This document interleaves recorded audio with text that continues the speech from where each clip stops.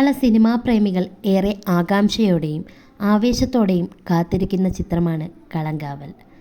മമ്മൂട്ടി, വിനായകൻ എന്നിവരെ കേന്ദ്ര കഥാപാത്രങ്ങളാക്കി നവാഗതനായ ജിതിൻ കെ ജോസ് സംവിധാനം നിർവഹിച്ച കളങ്കാവൽ എന്ന ചിത്രത്തിൻ്റെ സെൻസറിങ് കഴിഞ്ഞിരിക്കുകയാണ് എന്ന തരത്തിലുള്ള വാർത്തകളാണ് ഇപ്പോൾ വന്നുകൊണ്ടിരിക്കുന്നത്.